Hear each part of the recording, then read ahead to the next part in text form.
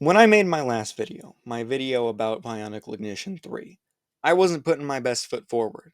In complete honesty, I was kind of half-assing it.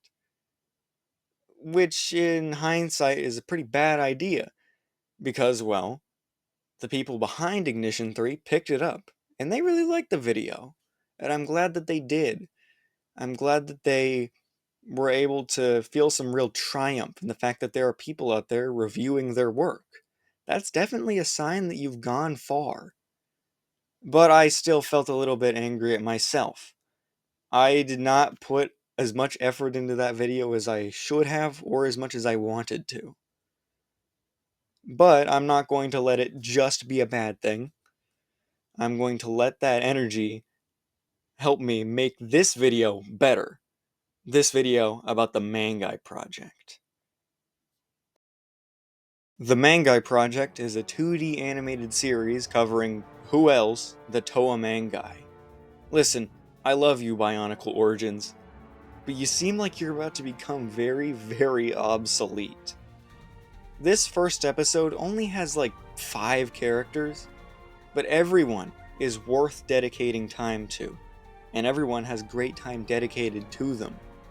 The first 2/3 of the episode is Lee-Kon meeting Nidiki for the first time, and the last third is Vezok, Avak, and Radak while they still worked under the Dark Hunters. So let's talk about the Toa first. The casting is excellent. Nidiki sounds like Willem Dafoe, and Lee-Kon sounds like Optimus Prime, but specifically the one from Transformers 1. Like Chris Hemsworth, Optimus Prime. Which, those are both probably as perfect a voice as I could imagine for these two. Both their voices and their designs do a fantastic job of informing what kinds of characters they are. Nidiki is a secondary color, with his cold silver armor and his bright red eyes, but Lee-Kon is a muted red with shining golden armor and yellow eyes. I can't compliment the Mangai Project team too much on Lee-Kon, because, well, he was designed by LEGO, but Nidiki is a really good rendition of the character, though he's not perfectly canon compliant. You really get a feel for both the Toa through their backstories, and their assessment of the Rookie fish. Nidiki claims that the Rookie is powerful because of its intelligence and its hard-to-catch nature, but Lee-Kon points to the Rookie's large groups that it travels in. That alone is a really good show of their characters, but the backstories, they say a lot more.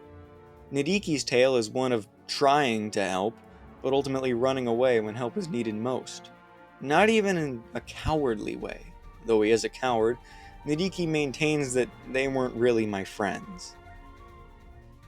He calls the Beaumatoran leader begging for his life disgusting, and he says that the Makuta would agree.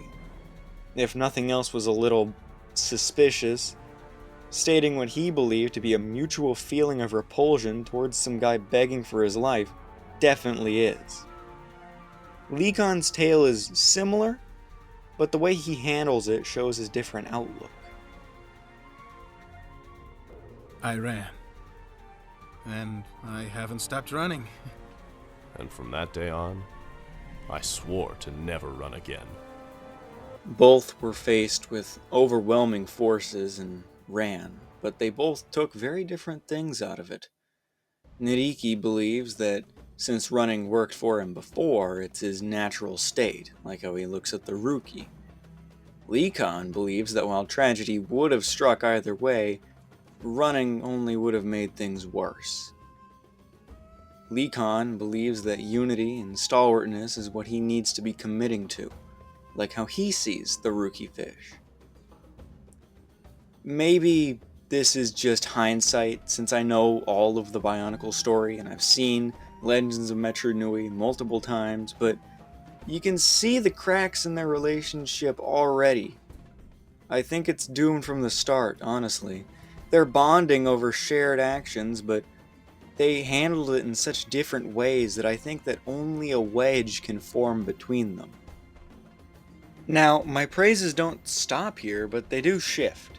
The Piraka are fantastic in this episode. The designs are great, and I like how much more cartoonish they are than the Toa. The casting is still really, really good, and I love all the little things, like the height differences, Radak having weird eyes like he did in his set, Vezok paddling with his feet because he's a water Skakti as opposed to Radak swimming more normally. They have the glowing pupils and they change brightness, or they just don't appear underwater. They have the glowing teeth like in the Lego sets. All of it. It's just great. And in terms of writing, they're going for something very, very different from the Toa, and they succeed brilliantly. They're a lot funnier, and being able to see the Piraka in action as Dark Hunters is a ton of fun. Take 3 of us to... Someone has to guard the boat! And I volunteer. I volunteer to guard Avac guarding the boat. I can only imagine how the other 3 Piraka, especially Zaktan, are going to pan out in future episodes. One of my favorite things about this is seeing Vezok as intelligent. It's pretty easy to forget that he was actually really smart before getting hit with the Spear of Fusion, especially because the beings that he became are either stupid and brutish, or smart and completely insane. All in all, I am just so excited to see what's coming next. I'm excited to see the rest of the Mangai team. I'm excited to see the rest of the Piraka. I'm excited to see Nidiki and Likon's arc. I'm excited to see what the Kanohi dragon looks like. I'm just excited. And I'm really happy that the Bionicle community can still make me feel that way.